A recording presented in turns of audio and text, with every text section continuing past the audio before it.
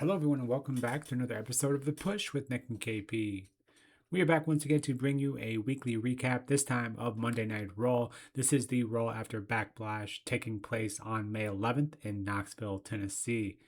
We kick off the show with our OTC Roman Reigns, who, despite Adam Pearce's wishes, says Jacob Fatu must be here tonight and can't be fired because he hasn't yet acknowledged the World Heavyweight Champion, the Tribal Chief, Roman Reigns. We're then joined by the Vision with Paul Heyman. Paul goes on to say that due to the result of Backlash and Rollins' inability to defeat Breaker, Paul says we're going to expunge Seth Rollins from the history of the Vision altogether, as if he was never even a part of it. Austin Theory then goes on to say that the Street Profits are back only because Bianca can no longer pay the bills. You see that in Knoxville, of all places, was obviously very strategic. But all the more sweeter when the Street Profits take those World Tag Team titles from the Vision, which is sooner rather than later, hopefully. This segment becomes our first match of the evening, of course, a six-man tag match between the Vision and the Street Profits and Joe Hendry, after the latter once again brings back his Fire Logan Paul song.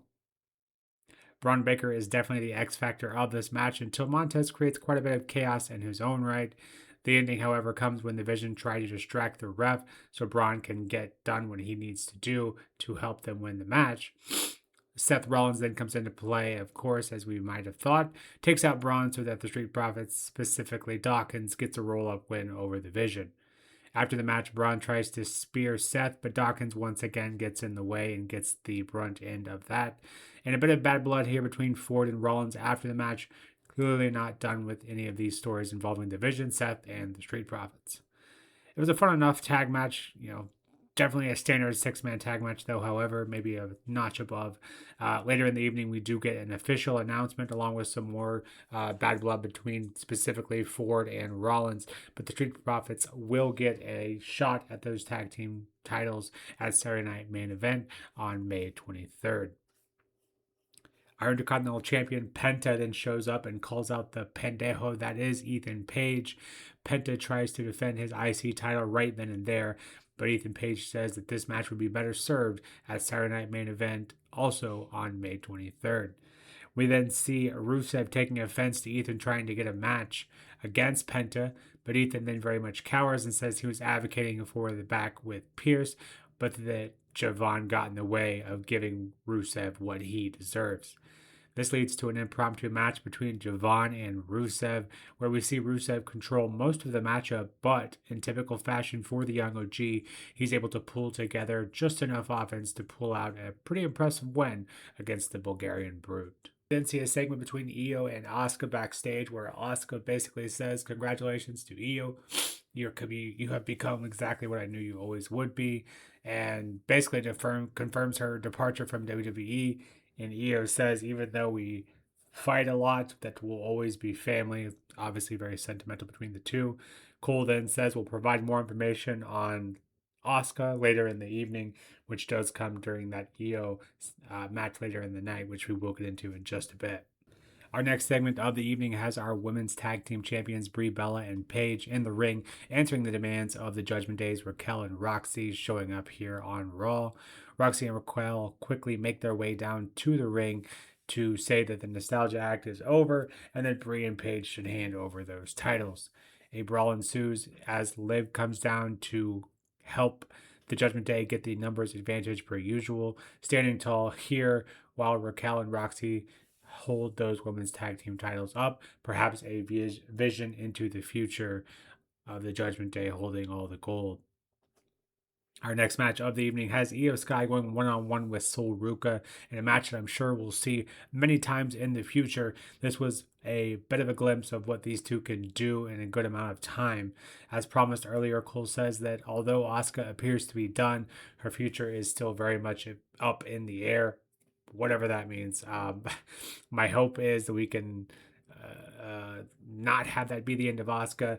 Kind of hit that on the reactions video for Backlash already, but it just feels a bit anticlimactic considering, one of the all-time greats and that of Asuka. But back to this match. This is awesome chants from the crowd and some fantastic back and forth and what I'll call match of the night. In the end, though, Io reverses a Soul Snatcher to get a crucifix pin win over Soul. But like I said earlier, can't wait to see what these two will do together in years to come. We then see the ruler Obafemi make his way down to the ring. He announces that he's continuing the open challenge, but Adam Pearce comes out doing Adam Pearce things and says that nobody wants to answer your open challenge, so the open challenge is canceled. Oba, not taking no for an answer, drags out both members of Los Garza, takes out both of them to win the match. Again, as I've said from day one, love the way I was being booked, coming out to be this unstoppable force. But do have to feel a bit bad for Los Garza, as I felt they've deserved a better shake in their time in WWE, but kind of hard to rebound from this particular segment, at least in the near future. But especially considering earlier in the evening, Los Garza was attempting to negotiate with Adam on how to make an opportunity for themselves, and one of the few to actually do it with Pierce in a professional and pleasant manner. So make of that what you will. But overall segment here, obviously being takeaway being that Oba, there is no end in sight for the destructiveness that is the ruler. The next match of the evening has the original El Grande Americano going one-on-one with Dominic Mysterio for his AAA Mega Championship. The first time that championship has been defended on Monday Night Raw. This match being set up earlier after Liv once again letting her mouth get her into trouble, this time on Dom's behalf and forcing him to defend that championship. But before the match, Finn takes out JD to help make sure the matchup is fair. But as you might expect, just 2.5 weeks out from their mask versus mask match between El Grande Americanos, the authentic El Grande Americano ends up getting up into the action here and cost the original El Grande Americano his opportunity at the AAA Mega Championship. All that being said here, looking forward to that mask versus match, even if this match's outcome was made to be a bit predictable because of it. Before our main event, we see Jackie Redmond trying to interview Austin Theory and Logan Paul ahead of their announced title defense at Saturday Night Main Event.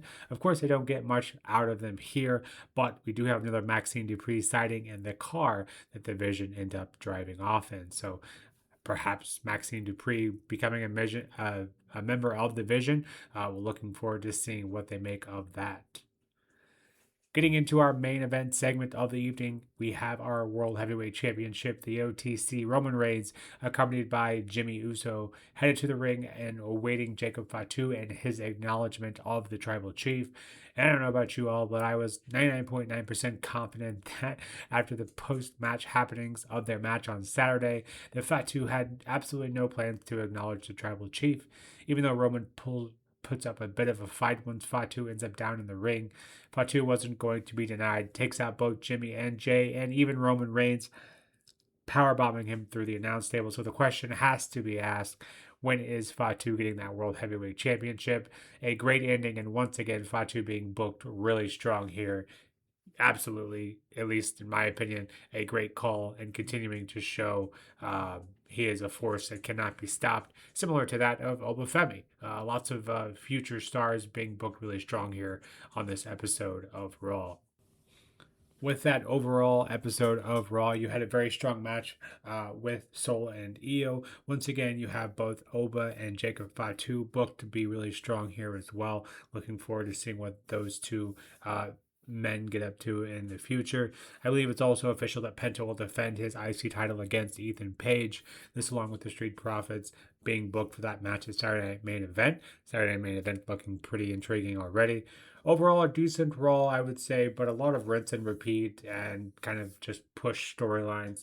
But as far as young talent, getting a good showing here on this episode of Raw. Make of that what you will. But enough from us over here at The Push. What did you make of this episode of Raw? Let us know in the comments below. If you like what we're putting out here and enjoy this episode, please let us know as well. And don't forget to hit that like and subscribe button. But until next time, this has been The Push with Nick and KP. We'll see you soon. Take care.